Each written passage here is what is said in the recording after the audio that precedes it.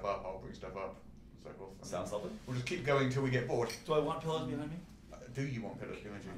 I don't know. Keeps you sitting upright, I suppose. But I don't think I Do need them. you feel comfortable? I feel like there's a pillow stuck in my house. Just don't put it on your lap because people will just get the wrong idea. Well, Russ, you are awfully sexy. I'm really excited about TimeWatch. That's right.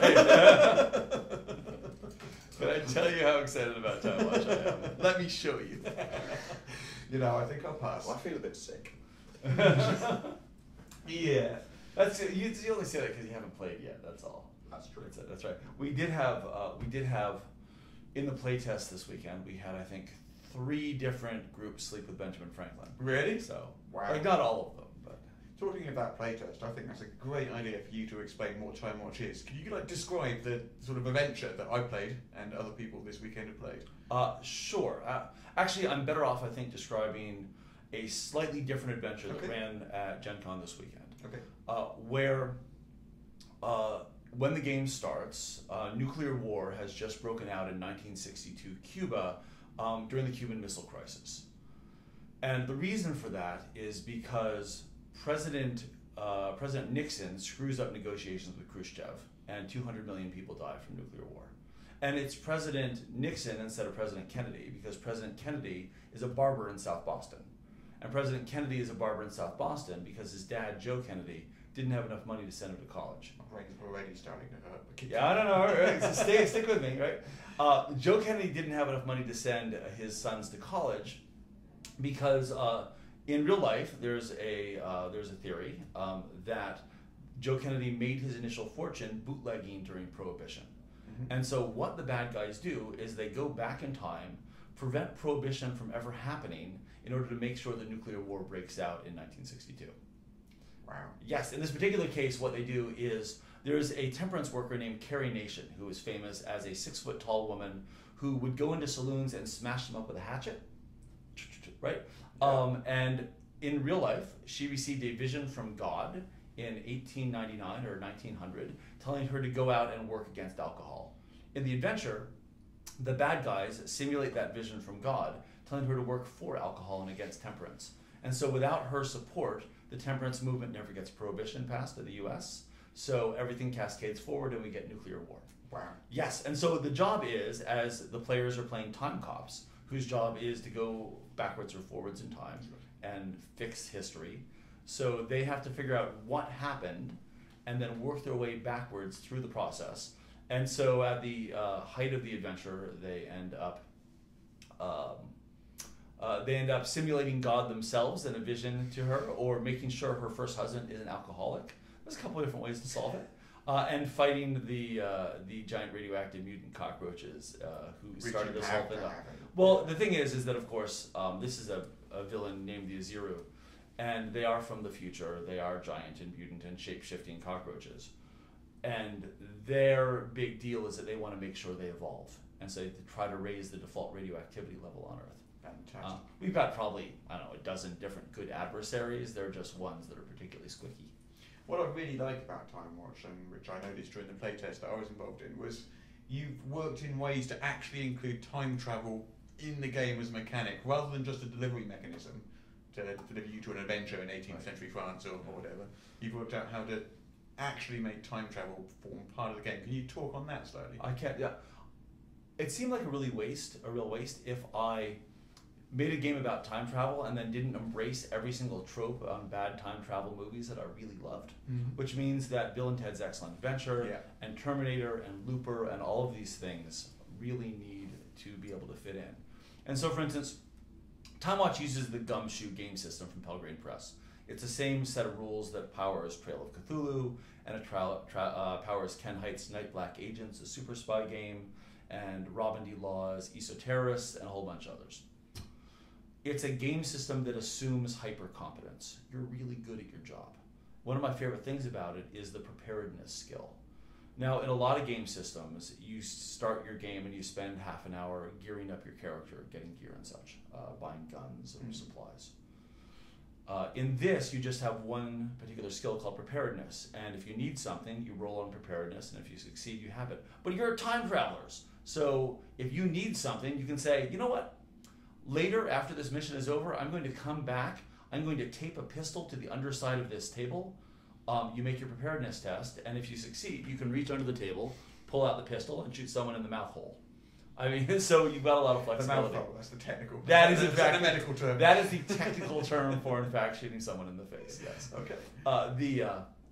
In addition, the way that the abilities work is Gumshoe uses both general and investigative abilities. It's predicated on the idea that if you're trying to find out clues to figure out what happens in the adventure, you should never have to roll for that. In X-Files, Scully never misses a clue during an autopsy because she rolls badly. If she does an autopsy and there's a clue on the body, she'll find it. This works the same way. So you have a number of different abilities that help you solve mysteries, and you can spend points off of those also to do really cool stuff. Here's an example. You're trapped in a burning building. One of the investigative abilities is architecture. And so sure, you know the layout of the building and you know that there's going to be no way you're going to get out. So you decide that after you get out, you go back in time, you alter the blueprints to make sure there's a fire door in the next room. You cross off the point off your character sheet, scrabble your way into the next room, and there's a fire door there. Now the trick there though is that you want to avoid paradox. And so you want to make sure you haven't seen that space yet, because once you've seen the space, you know there's not a door there. You can't then make one appear. Fantastic. So you raised what was it, 100K by Kickstarter? Yeah, we hit 6 figures, which is pretty spectacular. So what was the initial asking figure for that? 4,000, I think, 6,000, something like that. So how much of a surprise was that? It was pretty big. We actually, I think it was 4,000. I just wanted enough to be able to prepay the art for to get it started. With the original idea being to be about a 150-page soft cover book. And you ended up with what, a full color? 300-page full color hardback with 2 supplements. Sure. We hit our initial goal in 35 minutes, which was completely surprising. I've seen some of the art so far, and it looks wonderful. Yeah, I can't wait to see the final thing.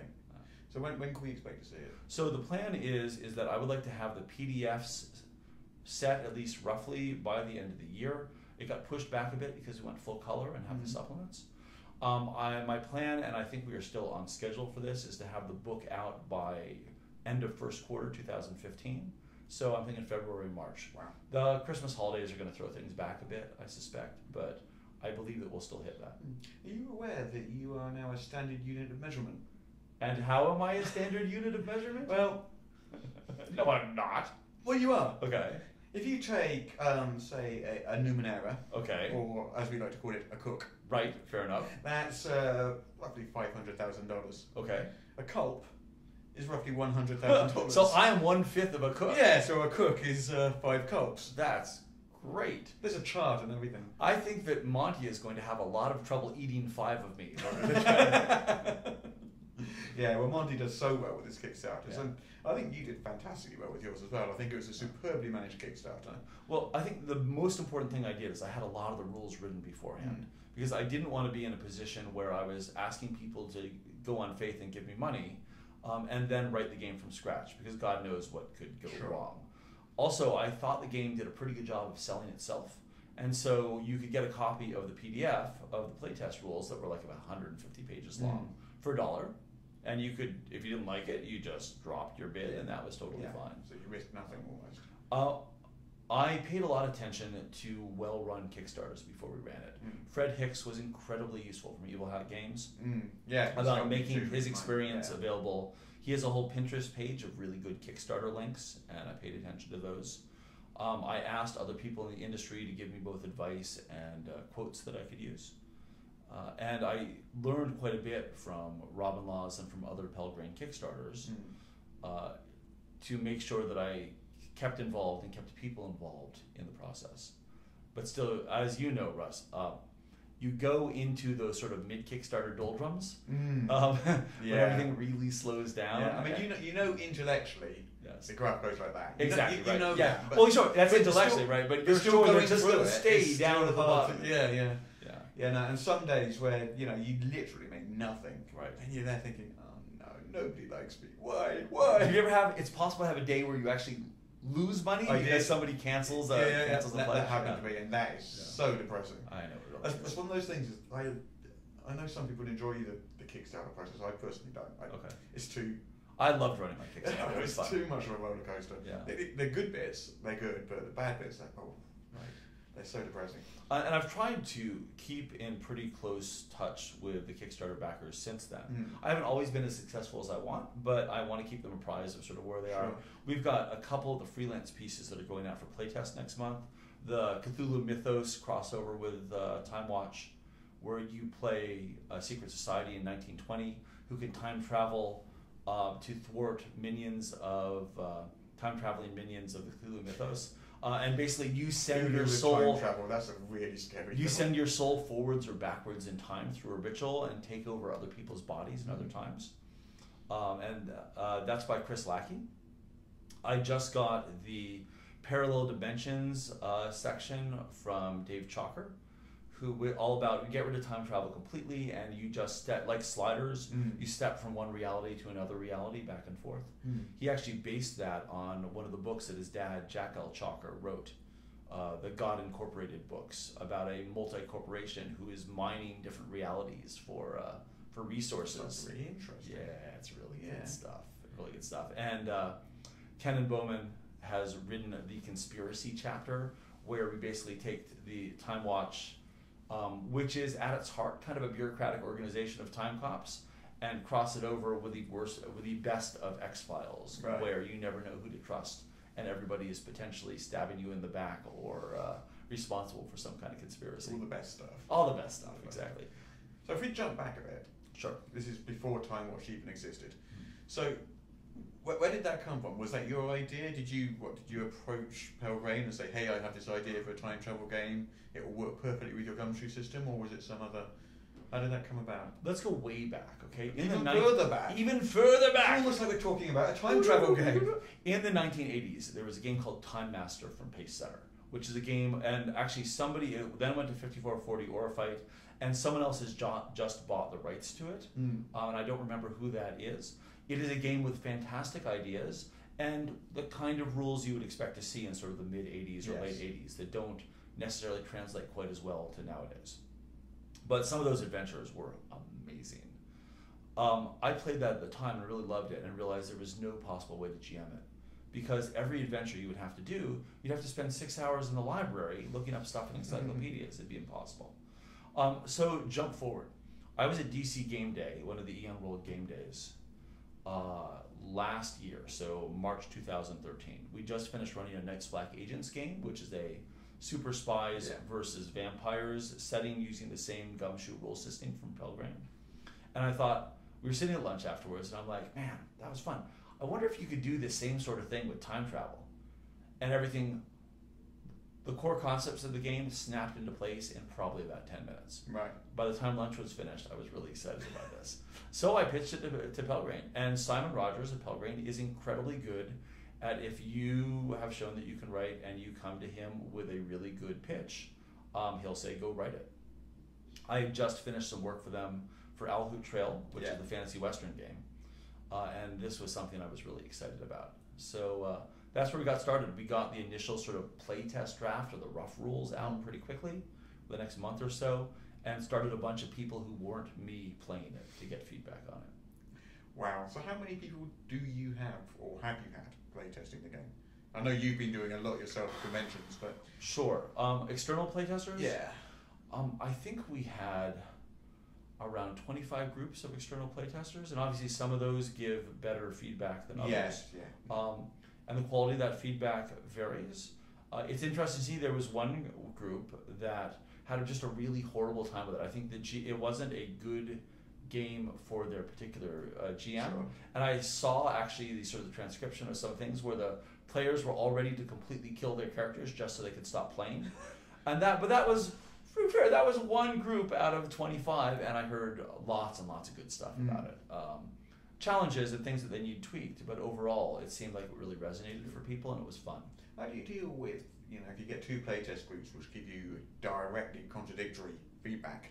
So one playtest group says, we really like this, the other playtest group says, we really don't like this. How do you deal with something like that? I take the one that makes me happiest. Fair enough. I mean, to be fair, right, I kind of have a vision on what I want the game to feel like, and that might be different from what someone else wants it to feel like. But My design mantra is to make a game where you never have to look up rules, where you can run the whole game with the book closed once you get the hang of the core concepts of it. So in general, I will cleave towards simplicity and cleave towards not a lot of subsections or things that need to be looked up. I try not to overly complicate stuff. So if I'm given a choice, if two people disagree about something, I'll take the one that is closest to my own personal design philosophy. So this 300-page book. Yes. And then roughly 300 pages, but I think that's where. Okay. Yeah. So the rules themselves are going to take up a certain set. Right. 20 pages a chapter. No. So so we've the first section is the kind of character creation rules and describing the stuff. There's a section in there on gumshoe rules. We've got a chapter on adversaries and on the various people you're fighting, whether or not that's intelligent mold and fungus that came in on the asteroid that hit the Earth that killed the dinosaurs, and which has a sentience that remembers everything in the past and the future all at the same time. So you get mold-covered zombies shambling around when there's infections. Or hyper-intelligent velociraptors who evolved in a parallel timeline where the meteor missed the Earth and are really irritated at TimeWatch for destroying their society. And lots of others, right? So there's a chapter on adversaries. I've got a big chapter on equipment. The game is not super focused on let's gear up our character stuff, but I want to give people a feel for the kind of things that they can create. Pretty much, if you've got if you've got points of science or you have the ability to create super science stuff, if you can rationalize it to your GM, you can create just about anything that you'll find in science fiction, books, movies, or TV shows, as long as your GM is going to buy it and you're willing to spend enough points. Okay. But I think it's useful to give people ideas for that. And part of the Kickstarter was having lots of people give me completely fabulous concepts for gear, both weapons and non-weapon technology. So that goes into a lot of it. But frankly, let's face it, it's a time travel game, and that's really intimidating for a lot of folks, even though this is designed to be quite easy and quite freewheeling. And so a large part of it is everything I've learned about GM advice for the last 15 years is getting wrapped into here. I think there's going to be a lot in the GM section that applies to other games as well. Sure. So that's what. And finally, we're going to have lots and lots of time seeds of plot hooks that you can then take and expand outwards. We'll have an adventure in the core book, at least one. Sure. So one last thing, which is lots of different campaign styles. We mentioned a couple, right? The conspiracy, the parallel realities, but there's going to be other ones. Corey Reed, Barsoom Core from Ian World, is writing the pulp section and has a fabulous. He's a perfect person. Oh, absolutely, yes. Dino Pirates of Ninja Island is his baby, so I made the right choice there. We're going to have a solo play, so just GM and one player. That is like the old Quantum Leap TV show where you jump. One player plays the agent who jumps from body to body throughout time, while the GM acts as the computer who's guiding him. Ziggy, I believe. Is that? Yeah, I think that's it. It's been a long time. And we've got a few other ones. But hopefully, this is a game which I'm really designing for individual GMs to hack and change however they want to. This will give them a few ideas on how to do it. Go on. So, we talk a little bit more about sort of Kevin Kulp and his sort of gaming preferences, because you historically were very much into Dungeons and Dragons 3rd edition, which is without doubt a rules-heavy game. It's a big, heavy book, lots of rules, lots of equipment, lots of feats, lots of it's a chunky game. Right. And now you're writing, I would say it's a super rules-like game, but it's not. It's not super. Yeah, it's not a heavy game like that. Would you say that maybe like over the years your tastes have altered somewhat? Well, for instance, I ran a 16-year D&D campaign that started in 2nd and moved to 3rd edition, and I'm currently at year 5 and 6 on 2 4th edition D&D campaigns. That'll probably wrap up in the next year. So you're still playing these? So I'm still playing it. Yeah, we play, and I'm in a indie group that every other week we play a really light one-shot indie game. Yeah.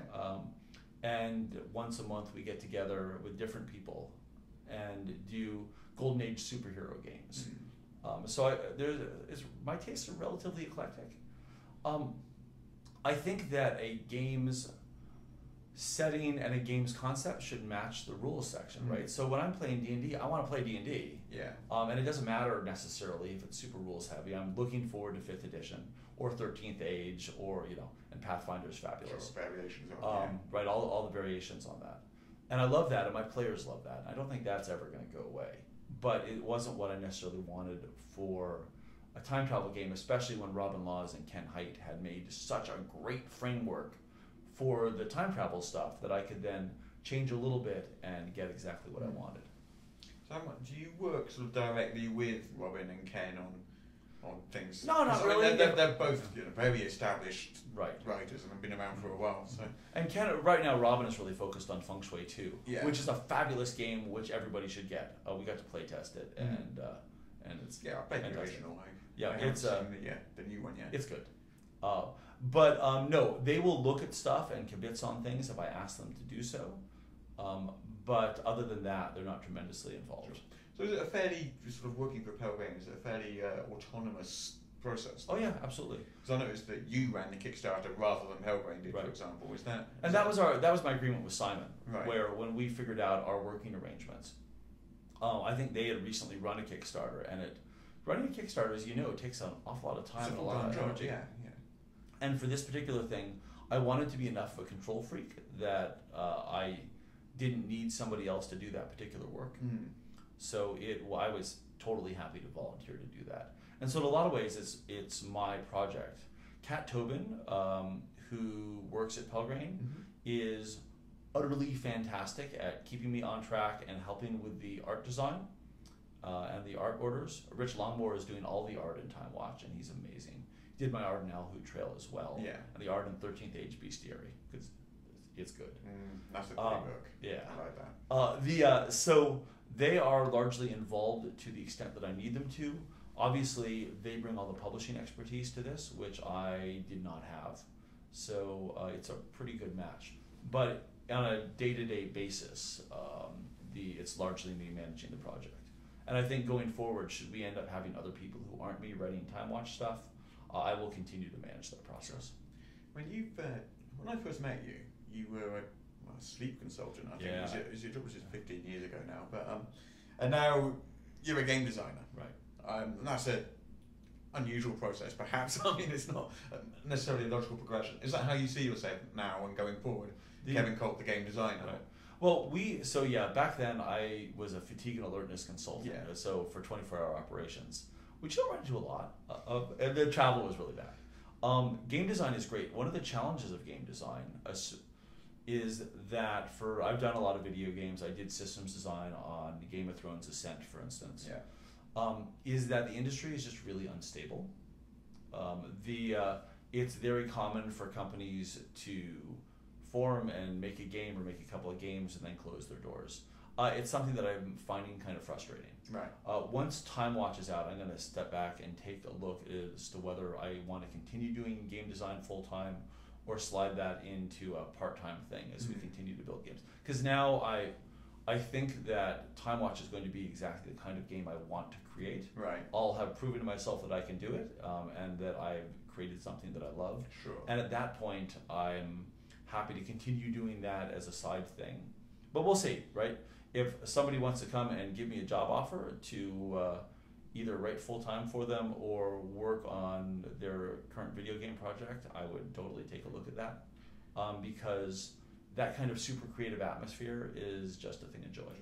What about thoughts of maybe future TimeWatch support? I mean, obviously it's not a rules-heavy game, so you're not going to be bringing out splat books and the like, but maybe sort of adventures or... You certainly could do splat books, right? Because the system is really flexible. I could strip out the time travel mechanic and easily run a Buckaroo Banzai game or a Doc Savage Pulp Adventures game with no problems whatsoever. And so campaign books or setting books is certainly a possibility.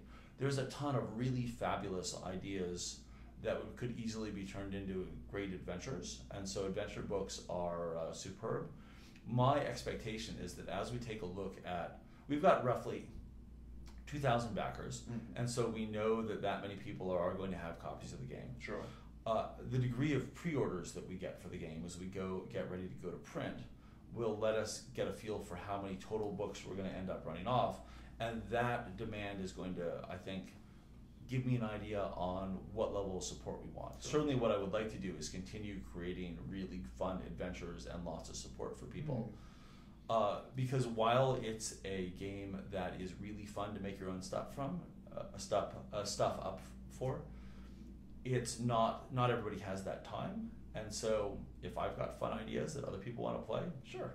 I think your idea of including a large range of adventure seeds in your, or what do you call them? Adventure seeds, time seeds, what have you. In your book, and I've stolen it, to be honest. It's great. It is a fantastic idea, because you can just write that much, right. And from that someone can read that and they can that will spring an entire adventure in their minds, and I think that's a wonderful idea. Yeah, I think the secret to that is making sure you have one or two really good examples of well-designed adventure. Someone was talking, maybe it was on Ken and Robin Talk About Stuff, but there was a discussion I heard recently about the fact that the first adventure, the adventure that is in your book, will set the tone for every other adventure to come. Entirely. And it sets the first impression for the people who are playing the game. And I've found that with so many games as well, especially games with starter sets or games that have the adventure at the back of the book and stuff. That first adventure is absolutely crucial. And also the playtest adventures, of course. Yes, of course. I mean, I must admit, like TimeWatch, I basically knew what it was, but until I sat down to play it, I didn't know what it was. Okay. So what did you think it was compared to what it actually was? I have Knights Back Agents, so I'm aware of the Gumshoe system. I know what the Gumshoe system is, although I haven't had the opportunity to play it up until now. Right. I obviously knew from your basic descriptions, it's a time travel game. I knew it had mechanics to utilise time travel in the game. I knew what sort of game you like to run as well, and I know the sort of wacky stuff that you like to, so I had a kind of idea just because I knew you, but actually sitting down to play it really, really did open my eyes a bit as to what that sort of game was, and I think that process is so important, getting people just to try it that first time. I think you're right. It's one of the reasons that the first thing I did we did the Kickstarter in January of 2014, and I was roughly ready to do the Kickstarter, probably halfway through 2013. But I spent a lot of time going to conventions, Metatopia in New Jersey, which is all for game designers, and getting as many people as possible to play the game and talk about the game. I wanted to get feedback from lots of folks, but I also wanted lots of people to sort of see what it was and to run it for a lot of people. One of the things I'm going to be doing is recording me running a session of the game, so that people can listen to that or watch that if we video record it. Well, that's tough to do. The video recording? Well, no, watching game sessions. Oh yeah, exactly. I've always found that gaming is fantastic fun. I think listening to gaming. Darren can attest that watching gaming is one of the most tedious things. I think it can be done. I think you can record if you carefully edit, and you can make a good game session on camera, but it's difficult. Well, here's the thing. I'm not sure that for showing how the game is played, you need a full game, because no one wants to sit down and watch 4 hours. No. But what you can do is run an encounter, an hour long or less than that. You cut out the bits that aren't as relevant from the recording, and edit that tightly enough that people can sit down and see how one encounter is played. Sure. That showcases all the stuff you love maybe best if you about the game. intersperse that with some explanations and maybe some bits and pieces, that could work, I think. Yeah. That's an idea. I might try that. Well, the trick to that is you never explain any rules, and this is true in general. Don't explain any rules until they become relevant. Right. If you really want to bore your players, sit down and then talk about the rules for 45 minutes, and then start playing. Sure. I'm sure you have done the tabletop rule regions. Yes, of course. The way they introduce a board game, fabulous. that just works perfectly. Yeah. Then when a rule comes up, it kind of pops up, and you very quickly explain that rule, then move on. Yeah. And that's a great way to do it, I think. I think so too. Yeah. Well, anyway, I think we've kind of covered the subject of TimeWatch. Fair enough. Well, thank you very much. I appreciate that. That was an absolute pleasure. Yeah. And I cannot wait to see the book. Good. Me too. Yeah, you're going to have to run it for me again next year. I would be delighted to do it. Next year, we're going to actually try to marshal as many people to run TimeWatch as possible. Get as many of the backers who are here to run games for people. And I'm handling a lot of support for that. So it should be fun. Feeling you've got, I mean, I saw you on the Pelgrane booth today. I don't know how much you've been on there, but have people been coming up and asking you about the game that aren't necessarily Kickstarter? Well, so one of the things that really surprised me at the Ennies the other night when I was guest presenting some of the categories, and they mentioned that I'd run the TimeWatch Kickstarter, and then suddenly this sort of roar of cheers comes out of the crowds, and I'm just like, I don't think all you people are backers. So the word of mouth is really good. And I've had a lot of people say, "Oh, I've kind of heard about that," but so I am cautiously optimistic. I'm not taking anything for granted. Well, you've got time yet, but Yes. I think from what I've been hearing, sort of wandering around the convention hall, people have heard of it, Right. which I think is fantastic, and I have not heard a single negative thing about it. Well, that's good. Not a one. That's good. I'll have to work hard to put something in. Lots of negative things about that Kevin Cobb guy. Oh yeah, well of course, He never but yeah. showers. As long as they like the game, though, that's what's He never wears important. pants. It's just Or trousers. Or trousers. Oh, yeah. Pants or trousers. So here's the thing, right?